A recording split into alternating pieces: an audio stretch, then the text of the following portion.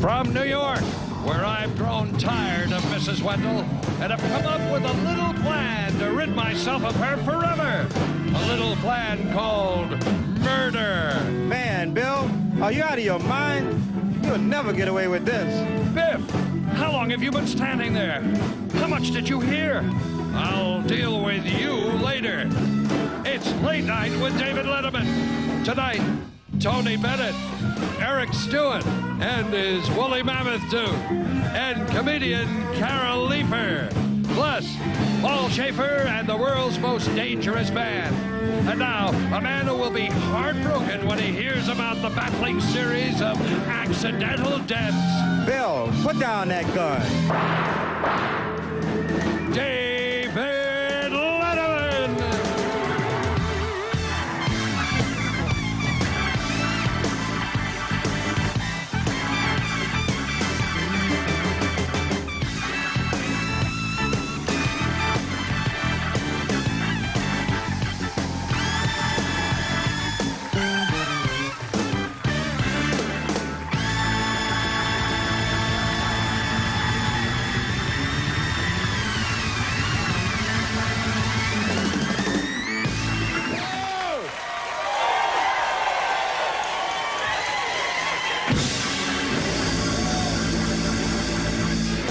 Thank you very much, ladies and gentlemen.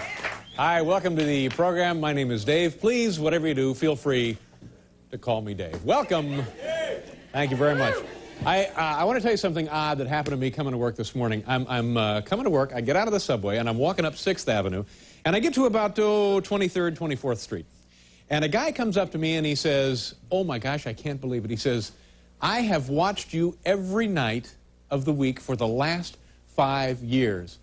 And I must say, this was flattering and quite a thrill. And I said to the guy, what is your favorite part of the show? And the guy looks at me and he says, you got a show? Oh. My goodness.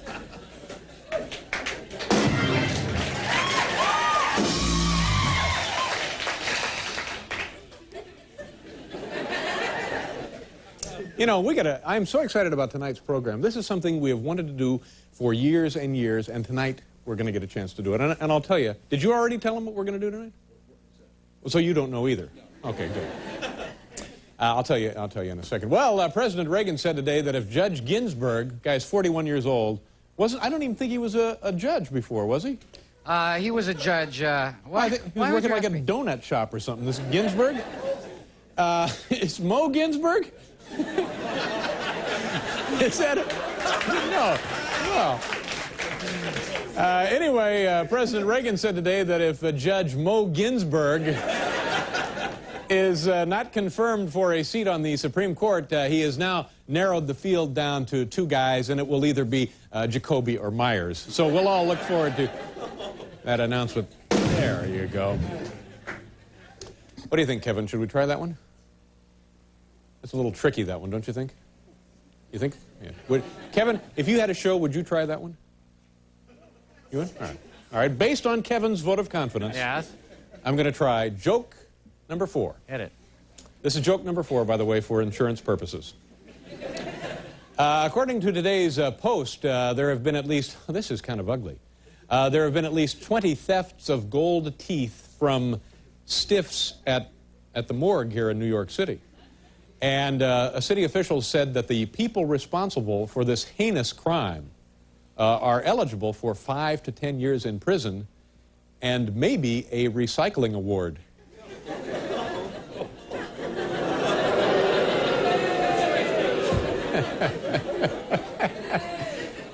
I hesitate to say that it's all Kevin's fault, so I'm not. Tonight on the show, I don't know, am I nuts or does this sound like a lot of fun? Tonight, in addition to a, what was that? In addition to a wonderful show, we're going to spend some time watching haircuts. Yeah, see, I knew that would thrill the entire audience. Hal, do we have the camera down there? Yeah, sure. Let's take a look at the barbershop in which we'll be watching the haircuts. This is an unbelievable facility here in 30 Rockefeller Plaza. It's on the lower concourse. And throughout the course of the evening, we'll just be looking at the barbers and watch them cutting hair. How do you do? See, it's fun already. Boy, now, this guy, yes, sir. You of course, all know Mr. John Gotti, ladies and gentlemen. Yes, sir. So, this man is getting the works. He shows up and he says, "Load it up, boys. I'll be here for an hour, whatever." Yes, sir. Can you pull down the socks? Let's take a look at this guy's ankles. Maybe we better not do that. All right. Anyway, so we're going to be looking at haircuts all night long. And also we have a young gentleman from Minnesota who found kind of a rare archaeological find. I guess that's what you do with founding finds, don't you? And Tony Bennett is here. Tony...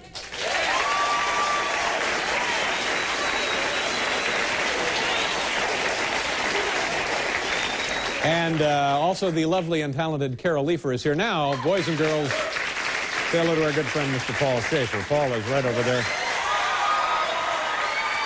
Thank you very much, everyone. Thank you. Boy, thank you. It is a lot of... We're having a lot of fun over here tonight, David, and I'd love you to say hello to a guy who's a good friend of ours. Be happy to. And by us, I really just mean me. Sure you do. Good friend of mine. Yeah. He came by to play with Tony Bennett, but we're going to let him play with us all night because he's really one of the greatest trumpet players in the industry. How about it for Mr. Jon Faddis sitting in with us? Hello, John. Good to see you. Jon Faddis. Sounding great, too. Now, that's the trumpet industry you mentioned? Well, by the industry, I just mean the business. I see what you mean. It was very windy. Of course, it's fall here in New York City, and last night I'm leaving the building, and it was quite late. This will give you an idea, really, the kind of pinhead I am. I'm leaving the building last night about 11:30, and it's windy, and it's gusting now around the corners of the buildings, and I got some kind of dorky-looking hat on. And I'm walking down 6th Avenue, and a gust of wind comes up and blows the hat right off my head, and it goes tumbling down the street. When that happened, I made this noise. Woo!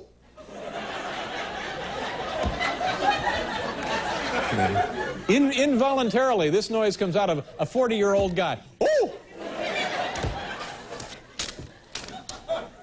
Also, you know, this thing about betting, I don't know if you've been watching the show the last couple of nights, but I nearly spent $3 grand on betting. And apparently we've struck a chord among the American viewers because everybody now has a betting story. And I think maybe what we'll do is start a betting club, whereby if you've purchased betting recently, just send in the receipt and a photo of yourself and your betting, and we'll put them up on a big bulletin board and be about like watching haircuts. Yeah. The betting club. Betting club. Woo! Al, let's go back down there to Jerry's barber shop right now and take a look and see what's going on tonight. This gentleman just finishing up, getting a trim. Let me see what else I can tell you about Jerry's barber shop. Let's go over to the menu board and show the folks what you can get there. There it is, Jerry's Hairstyling Salon, men and women, service list, haircut, $10.50, not bad. Shave and a beard trim, $7.50. Haircut, shampoo, styled, $17. Shampoo, blow and dry, $10. Plain shampoo, hot oil shampoo, $6. Hair coloring, mud massage, $7.50. What the hell is a mud massage? I tell you what, everybody in the place tonight gets a mud massage on me.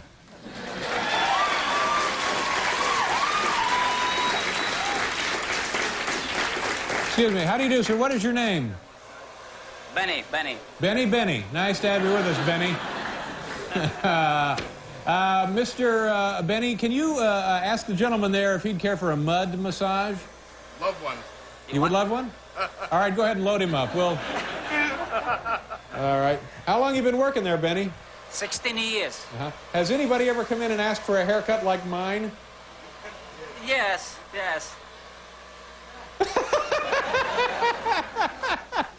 I think it's clear that Benny is lying. Okay, Benny. Thank you very much. What are you doing there? What is your name, sir? Joe. Joe? Nice to see you. What are you doing there to that gentleman? I try to style his hair. You're styling his hair? Right. And do you have a name for that style of hair? Lay cut. What did he say? Lay. The layered cut. Right. Excuse me, sir, what is your name, the customer? Roy Assad. Roy, are you happy with the layered cut there? Very. Do you come into this barber shop frequently? Once a month. Once a month? And what kind of tip are we talking about here today? Do you want me? Good tip. How much? It's good. What did you say? Should I tell you? Yeah, well, yeah, tell us. No, let me guess. I'm Kreskin, okay? 10. What? How much are you going to tip him? 10. $10? Yeah. All right. How much would you tip him if you weren't on TV? Same. Be a buck and a It's a quarter. $10 tip. Be a buck and a quarter. Okay. Thanks, gentlemen. Enjoy your haircut, and good luck with that styling job there. Thank you. Do we have a manicurist in the place? Oh, there we do. Excuse me, sir. Are you aware of the fact that you're soaking in dishwashing liquid? It feels good. Oh, nice to see you. What is your name, ma'am? Mine, Carla. Carla, how are you? Fine, thank How long you. have you been a manicurist? Oh, years. Oh, my God, look at the blood. She's cutting. What a butcher. Get out of there as soon as you can. Thank you. Well, this is fascinating stuff. I think call Vestron, Paul. We may have a home video here. Okay, well, we'll be going back down to Jerry's throughout the evening to look at more haircut action down there. In the meantime, we want to take care of our top 10 list tonight. The category...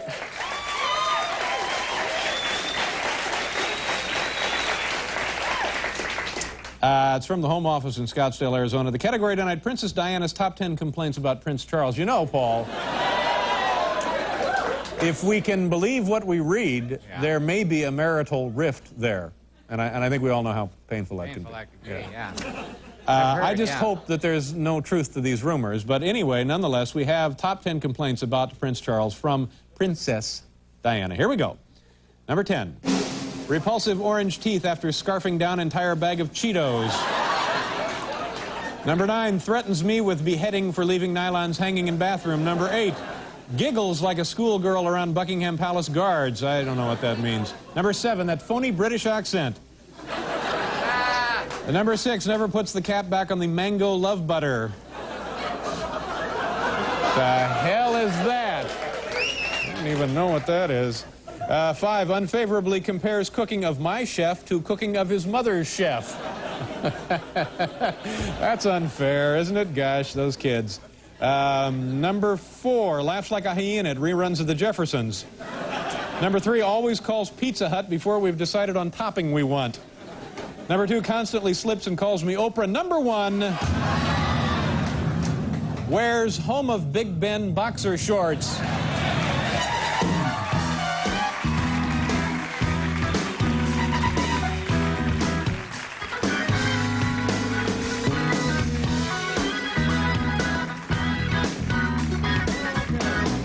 All right, folks, we got a great show. Call the neighbors. We're watching haircuts tonight. Tony Bennett is here, Carol Leifer, and a young gentleman from Red Wing, Minnesota. All of this and much, much more. So come on back if you can.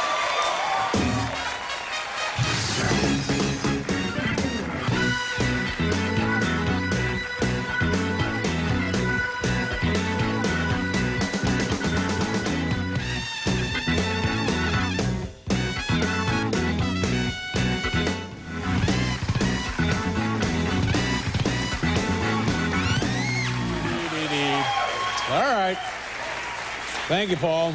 That Jerry's Barbershop has been down there since 1936. Hal, can we get one quick shot of that place again? Show me the hot towel machine, Hal. Is it around there anywhere? Well, these folks are doing a pretty good business, aren't they, for this time of night? There is the hot towel machine. Is there anybody there who can open one of these? Well, what do you know? What a coincidence. There's a guy with a hand right there. Open that up. Stand back. This, of course, powered by plutonium. Now, are these things actually, in fact, I understand they're so hot, the only thing you can do is drop them on a customer's face. Oh, nice work. The cameraman throwing hot towels around. Paul, let's get some hot towels sent up here. Yes. Yeah. Ask, if Jerry's down there, ask him if a little later they can free somebody up for hot towels, for like 300. Our first guest tonight is a 7-year-old second grader from Red Wing, Minnesota. He was out playing one day and discovered the tooth of a prehistoric creature. So here tonight with the tooth and to tell us all about it, Eric Stewart. Eric, come on out.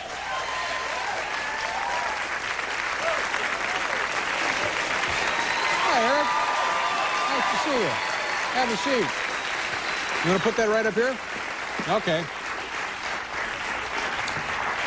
How old are you, Eric, did we say? 7. 7 years old. So this must be all pretty exciting for you, isn't it? Yeah. Yeah. You're in the 2nd grade, Red Wing, Minnesota. Is that near where the shoes are made? The Red Wing shoes? Yeah. Yeah, I would guess that that's where they get their name. All right, now, go ahead and tell us the story. You and is it your sister? My sister and Tina were walking. Tina is a schoolmate of yours? No, she's in a different school. Different school, but a friend. Yeah. Okay. Of Andrew's. And we were walking in the gravel pit, and we were playing in the sand, and it was getting pretty dark, and so we went back, and I found it. I was looking for a black spider.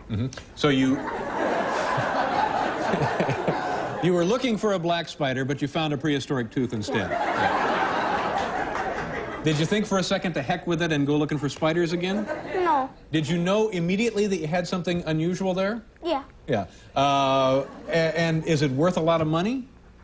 Yeah. And what is the tooth from? Woolly mammoth. And what exactly is a woolly mammoth? It's an elephant with a lot of hair, and it has 4 tusks. 4 tusks it Yeah. has? And this is one of, not part of the tusk, but part of its teeth. Yeah. That's what we have in the box. And how much is this valued? The 10 to 20 years old. 20 years old? You're kidding me? It's that old?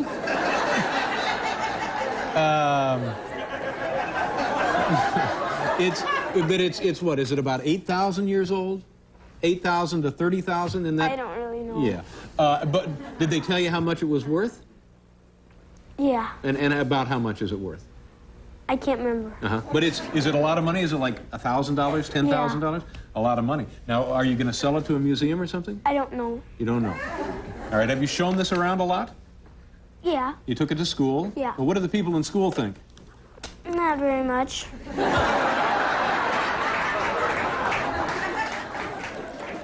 Well, if the kids at school weren't impressed, why is he here?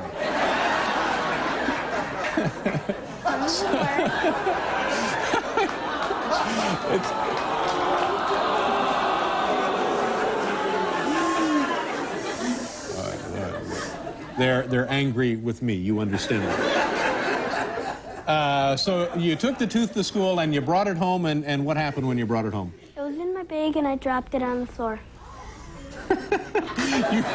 People actually gasped when you said that. You dropped the bag containing the tooth, and I hope it was all right. Was it all right? Yeah. It didn't break or anything?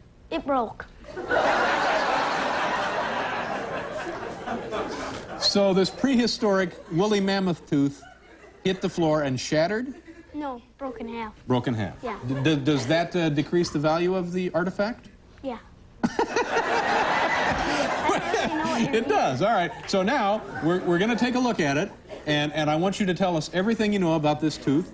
And are your folks pretty happy? Are they pretty proud? Yeah. Yeah. Were there a lot of woolly mammoths in that part of the country? Yeah. Yeah. All right. Well, this. Oh, I see. Yeah. Okay. And here is part number 2. Oh, now actually, that's very interesting. You can see how the calcification or the fossilization has occurred there, can't you? Yeah. Yeah. So now, would you glue this together? Do you think? Is that how that went? You could cement it together, but I don't think you can glue it together. Have you thought maybe about polydent? I don't know what you mean. Get the woolly mammoth strength polydent and. Well, you know, do you have plans for this? Are you going to? What do you think you'll do with this? I don't know. Yeah. Have people been after you to donate it to a museum or Yeah. something? Yeah. Do you think you'll end up doing that? I don't know. Don't know yet. So you have a lot of decisions ahead of you, don't you? Yeah. Yeah. Well, you're a terrific young guy. Have you enjoyed staying here in New York City? Yeah. Would you like a haircut? No. I hope you have a pleasant evening. You're going right back to Minnesota? Yeah. All right. Well, thank you very much for coming. I appreciate your time. Nice meeting you. Eric Stewart from Red Wing, Minnesota. We'll be back here with Tony Bennett. You sure you don't...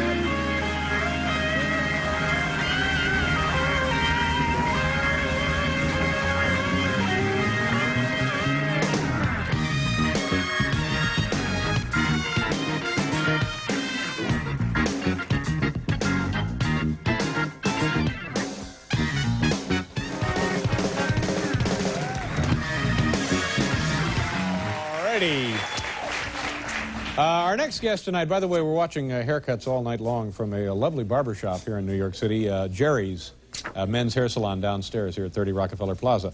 My next guest is one of a handful of truly great American popular singers. Right here, you're not going to believe this when I say it. This is his 91st record album. It's called Bennett Berlin. Please welcome, folks, Tony Bennett.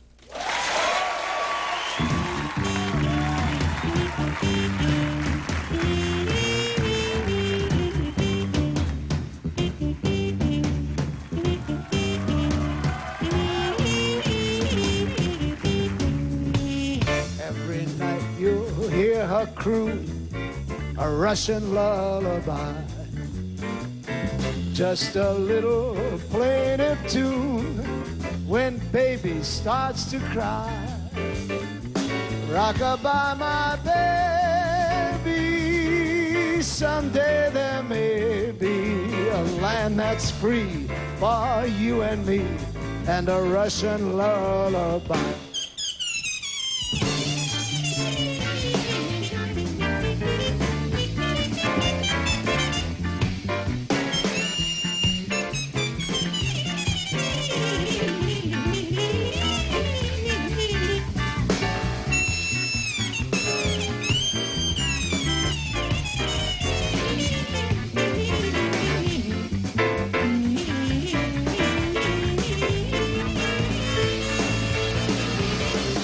Every night you'll hear her croon a Russian lullaby,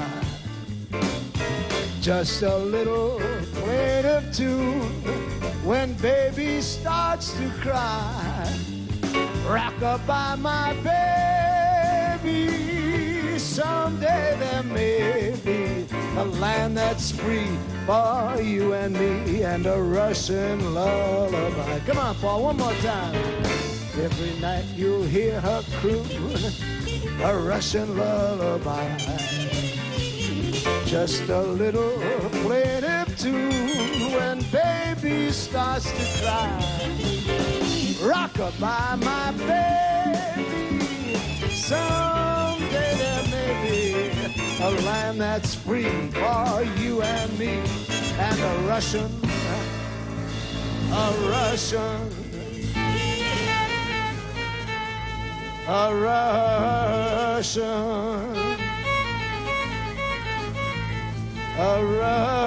Russian, that's it. Russian,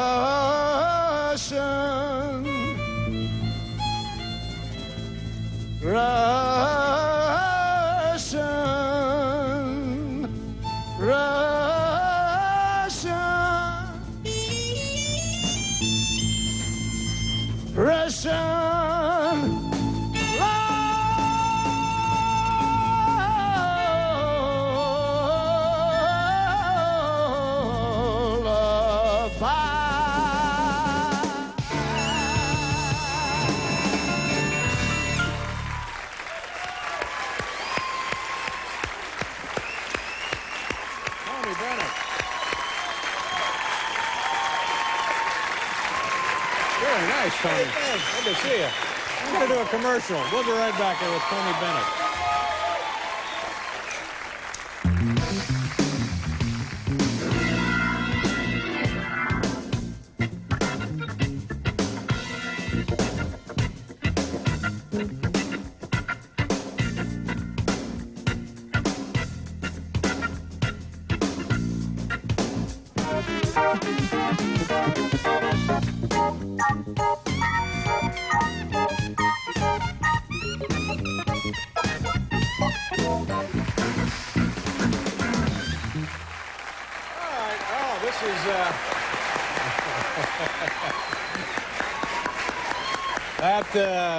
That was either the mud massage or some kind of odd medical experimentation going on down there. Can we go back down there, Hal? Is that what that is, the mud massage? Yes, yes. And you've got the, why do you have the, you're blow drying it on his face? Because of the stuff, we gotta dry it up before take it out again. Uh-huh. Will he ever be able to eat solid food again? I'll tell you what, Benny, is that you? See, yes. I'll tell you what, Benny, tell anybody in there, any of the customers, I'll give them $100 if they have their head shaved. I don't think so. You don't think so? No. $200. I don't think All right, keep up the good work, Benny. Benny's very nervous about something. You sounded terrific. Now, what was during the commercial? What was that kind of music? I know this is a dumb question, but what were we listening there to? Well, that's bebop. That was bebop? You mean on the break between Yeah. commercials? Yeah, that's Jon Faddis is a fantastic musician, and Dizzy Gillespie invented it along with Charlie Parker and Thelonious Monk. Mm-hmm. It's a form of jazz. American music, American classical music. That's what that is, yeah. It really is. It's a little ahead of time. Yeah, it sounds great. And there are still clubs all over New York City and all over the country where you could go hear that live? Only in Japan. Really. No. Really, it's funny. There are more clubs in Japan than all of the United States, and just in Tokyo, right in Tokyo. And it's the young people could go there, and they do go there, and their dates, and they listen to a nice little trio. With, well, it's great with fun to hear. We don't hear that on a regular basis. Do you enjoy playing it, Paul? Yeah, I wish I could play it better. Yeah, it sounded. It's nice to have John here. He can really play. But in the old days, there was like, and maybe even still today, was it 52nd Street here in New York City? It's the greatest. You had wall-to-wall clubs. You had Art Tatum, you had Billie Holiday, you had Lester Young, all these magnificent, great Ben Webster, beautiful. I'm just thinking of the, a lot of great musicians. And on any given night, you could go from club to club and hear these guys play that kind of stuff. That's right. Yeah. George Shearing. This is your 91st record album? Right. Is that right? Yeah. I was with CBS for 23 years, and we did 3 albums a year for 23 years. Wow. Is that, do you want to do more? Do you want to do less? I mean, that seems kind of high, doesn't it? What happened is you kind of get burnt out doing 3 albums a year, and I like the fact that now I'm kind of just pacing it a little more and doing one every 18 months or 2 years now. Yeah. So and also you're designing, now this I find interesting because didn't you give me a work of art at one point? I think I did. Yeah. And now you're designing a postage stamp. Yes. Now, who contacts you for a gig like that? Well, did your agent get that for you, Tony? No, it was the United Nations. We did a stamp for them, a lithograph for them, and now the United States government wants me to do the love stamp, and I'm working on that right now. Yeah. Well, that would be very exciting. Now, will it have your name on the postage stamp? No, it won't have my name on it, but it'll be, well, told. Yeah, this is quite a legacy that you'll have here, both your music and your artwork. Yes, that's what I like to do. Yeah, very nice. Geez, this sounds great. I can't ask you to come back every night because I know you're a busy man, but anytime you want, please drop in. Well, thank you very much. Nice to see you again, Tony. Great. Tony Bennett, folks. We'll be right back.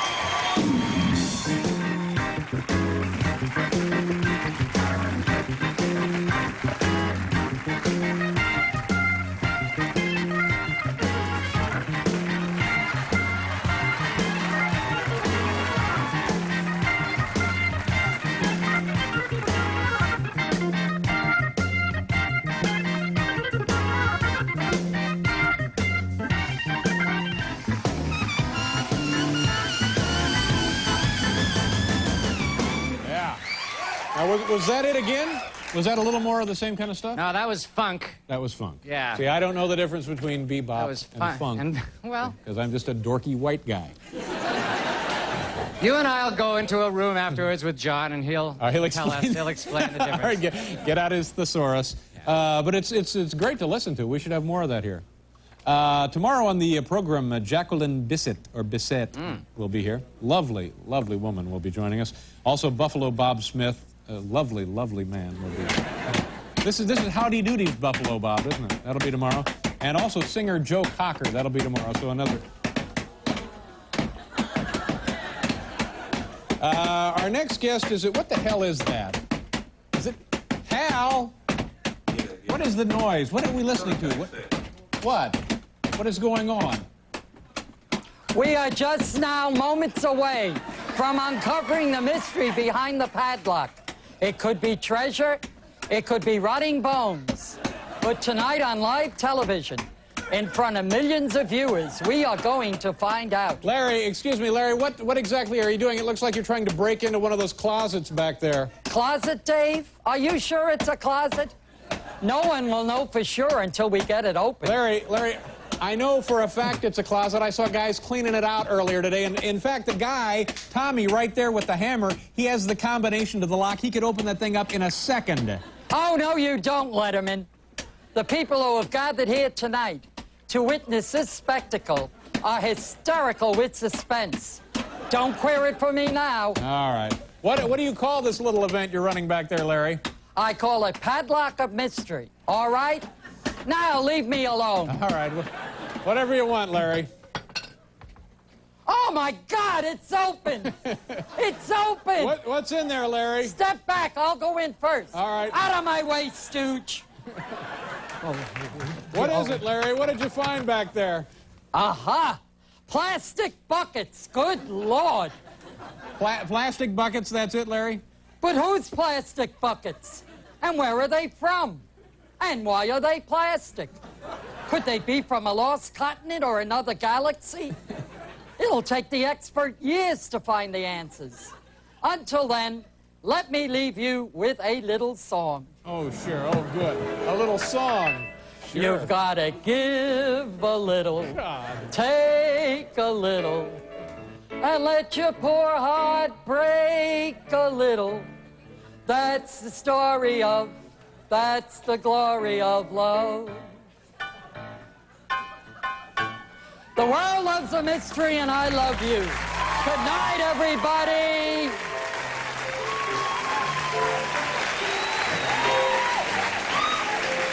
We'll be right back with Carol Leifer.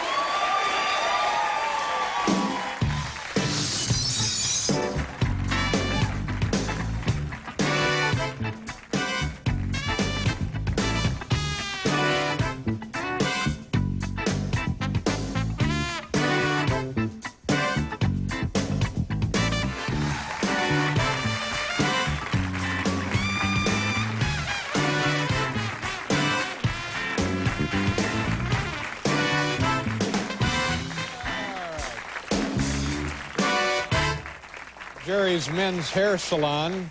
We're watching some haircuts. Paul, how about a little haircut watching music? Just a little light, something upbeat but not too distracting, something that we can really enjoy. We can really get into one of these haircuts with. Oh, that's very nice. Benny, who is this gentleman you have here? Is that the guy we had in the mud pack earlier? Yes, yes. What is his name? Karachi? Yeah. It's Karachi. I see. And have we visited with him yet earlier this evening? Yes. I think maybe we just better enjoy the majesty of the haircut rather than interrupt the procedure. All right, Benny, nice talking with you. Thanks for helping us out tonight. Let's move on down the line and see who else we can talk to having a... Just...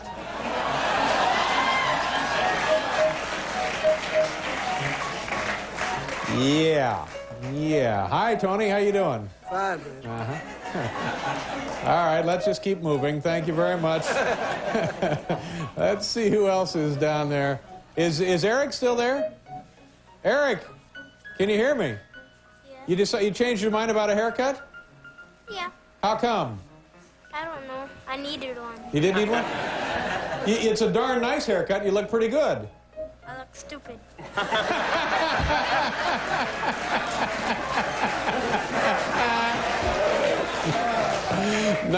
No, but I know how you feel. I look stupid when I get my haircut too, but you look great.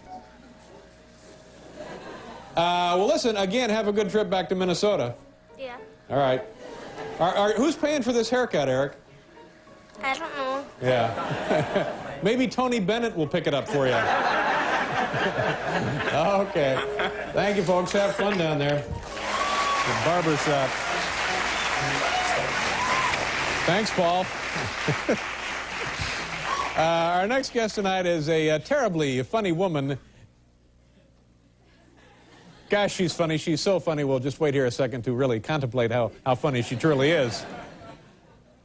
All right. She is a regular visitor to this show, and she will be performing this Saturday night at Lake Forest College in Illinois. Folks, please welcome back Carol Leifer.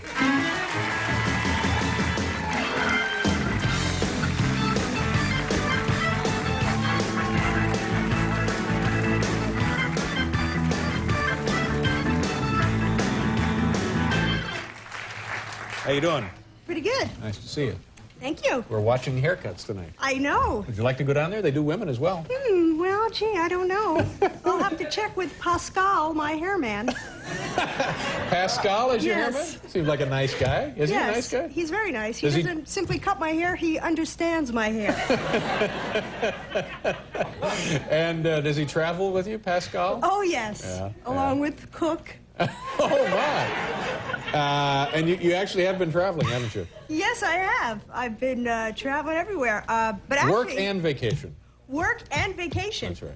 Yeah. Yes, I flew first class for the first time.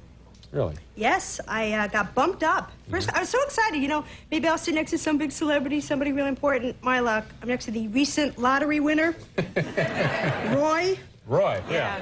You know how the stewardess comes around with a tray of rolled up hot towels? Roy was like, all right, burritos. No. Did you like first class? Was it all you thought it might be? Well, first class, you know, there are a lot of these women in first class. A lot of this. You know, a lot of stewardess.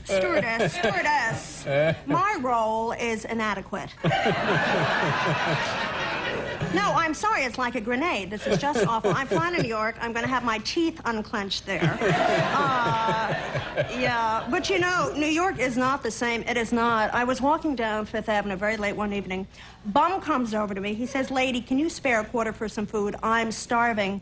I said, sweetie, I had a poached egg and a cup of black coffee at 8 this morning. Join the club.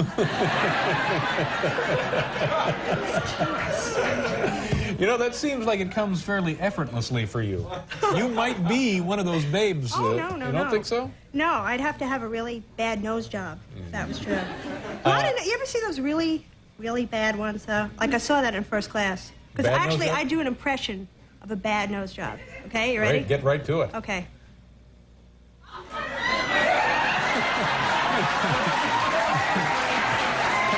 Looks natural, doesn't it? What do you... I think it fits my face. Yeah. It seems like you can...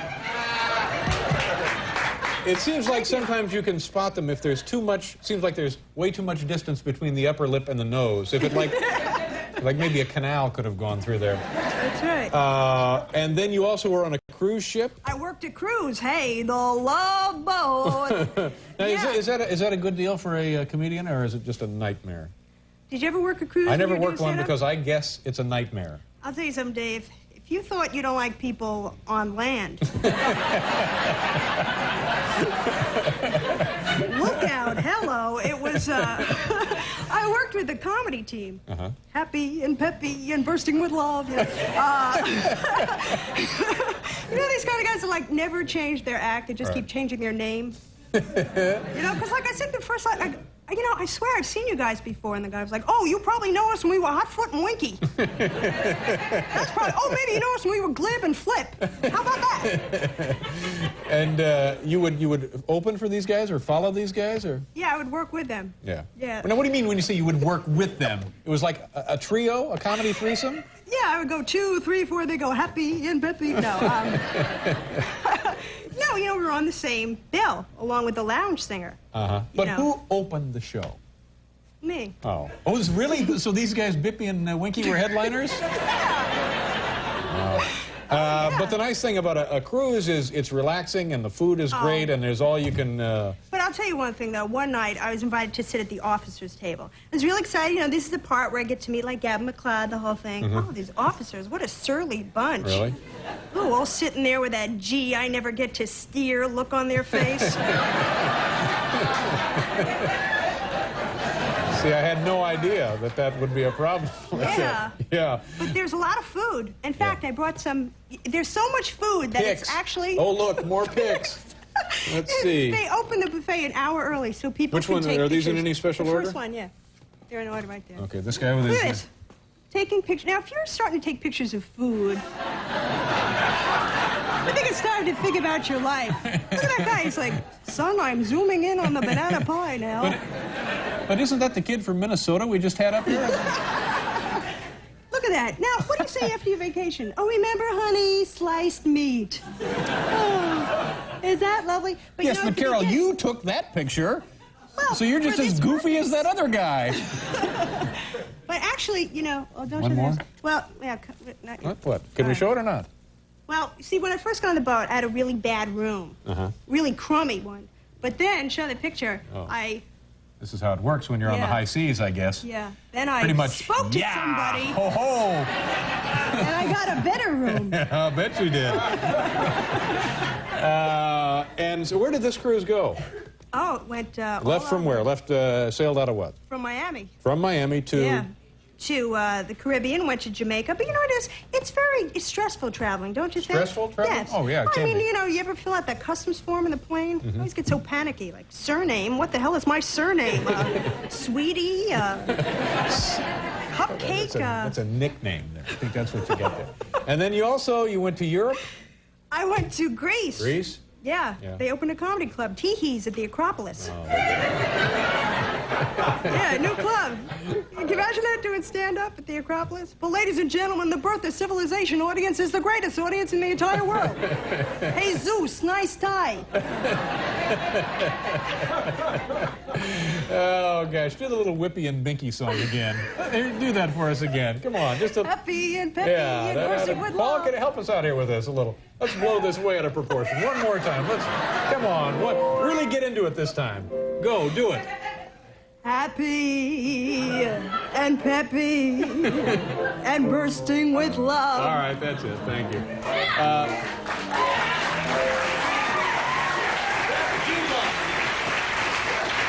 We have other photos to get to here, Carol? Oh, that's me in Greece. Which ones do you want to show first? You want to show these? Yeah, look at that. Speaking of comedy, look who I ran into in Greece. Now, what famous talk show personality, similar guest? Now, look at that, the Greek Jay Leno. Jay Leno-dopoulos. What was this gentleman doing there? Just like him. It looks exactly like Leno. Yeah, it's a striking similarity. He's on a popular late-night talk show there, Dave. Does a little segment called What's My Souvlaki? And this one, let's get to this one really quickly. This one, okay. This is, here I am on a donkey in Greece. Yeah, but what's the deal on this? Oh, yeah. Hubba. Yeah, but look, see, my question is, gee, Dave, whose ass is bigger? Okay, good Lord. Carol will be at the Lake Forest College in Illinois Saturday night. Nice to see you, Carol. We got to run here. We'll be right back.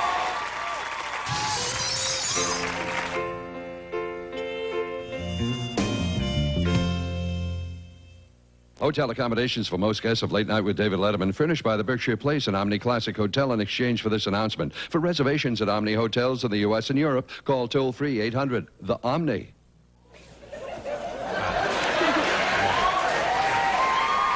We got to go. Carol, nice to see you. My thanks to Tony Bennett and Eric Stewart. We never got our hot towels, by the way. We'll see you tomorrow night, everybody. Thank you.